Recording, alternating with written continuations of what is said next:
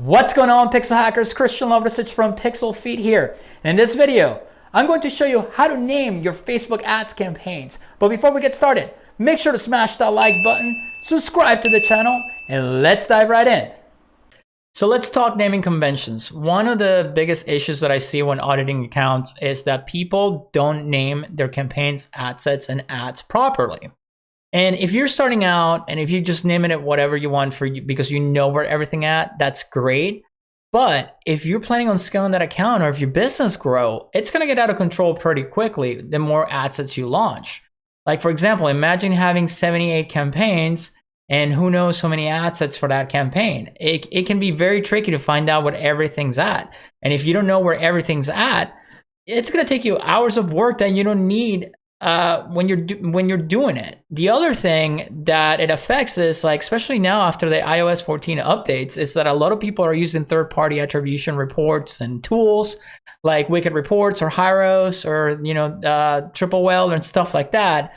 And and even Google Analytics, when you're using Google Analytics, if you don't name your campaigns, ad sets, and ads properly, when you try to pull up the reports to match everything up and to see where all your sales are coming from, it's going to look all out of whack and you don't know which campaign brought you the sales because you can't identify just by looking at it. So it's very important. So I'm going to show you how I do it and hopefully that helps you. And let's take it from here. So I have my test account right here, and you guys got to remember there's a top of the funnel, middle of the funnel, and bottom of the funnel. So I want to be able to glance at my account and know what's going on right away. So let's say we're starting from scratch. Well, we're starting from scratch. We're going to do a conversions campaign. So usually I do the date. So June 3rd, prospecting interest, right? So I want to know that this is my campaign for specifically testing interests. And then I will do ABO or CBO. In this case, it's ABO, right? So that makes it easier for me to identify. So we hit continue. It's going to create this right here. And we're going to go to the ad set level. And here's where things get tricky. So let's say I want to do United States, age 24 to 54. Let's say just men. And then we'll leave the detailed targeting expansion on, automatic placements, right? And then I want to do, it's landing page views because it's that's the only option that I have. And then delivery type standard. Okay, usually, well, this one doesn't have the conversions on because it's a test account, but usually you will have like 7 days, 1 day click, and all that good stuff. So I will go in here and I will choose my targeting. So let's say dogs, right? Oh, that's custom. I always do that. I don't know why. Where did it go? So let's say dog or dogs. Okay. So dogs. Let's say we're doing a single interest, right? So how would I name this so I know what's going on? Well, I will go in here and do dogs, single broad interest, single broad, not even type interest. Then I will do auto for auto placements. Then I will do males. No, sorry. I do USA, males, 24 to 54, auto, placements, detail expansion on, and then my window. So let's say 7 day click, right? My God. So now I know by looking at it what's going on in here, right? And then same in here when it comes to my ad itself. So depending on the ad, I will do 6.3 evergreen video, I don't know, compilation, cookies. No, yeah, treats because it's dogs, right? And then I know which creative is in here, right? And if you're using a creative stack like I taught you guys before, you name it exactly the same because you're bringing that post ID over. So let's say, well, Christian, I'm not doing single broad. So how will do that if I'm doing a bunch of interests? Well, that's easy. So then I would just duplicate here. And then depending on what I'm doing, right, I'm gonna name it that way. So let's say you're doing a bunch of dog related interests, right? So let's say dog food. So and let's say I have like 10 interests related like dog food brands. I will do dog food brands stack. So now I know that this is an interest stack. It's my interest stack based on dog food brands. Well, Christian, what happens if I'm using custom audiences? Well, that's easy as well. We would just go in here. Let me fix this because that's driving me nuts. And then I will just duplicate, I'm just duplicating here just to show you guys, but I would just go in here. And let's say everything else stays the same. USA emails 24 to 54, auto. Well, targeting expansion is not going to be on because you don't want it on the lookalikes. I prefer not to, but you can test it. But for demonstration purposes, we're going to do, let's see what we have here. Yeah, see, I have an audience here. So let's say this is the audience. So I will copy this right here.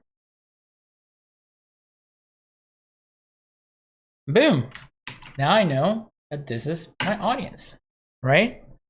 And that's it. So that's the top of the funnel, right? That's how I do it.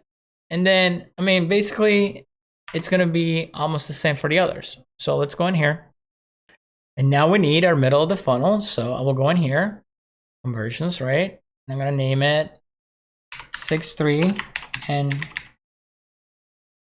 engagement. Let's say CBO, right? Continue.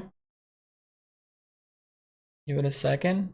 And then it's basically the same thing. We're going to choose our audience, whatever our custom audience is. So let's say Facebook engagement, 365 days. So I'm going to grab this.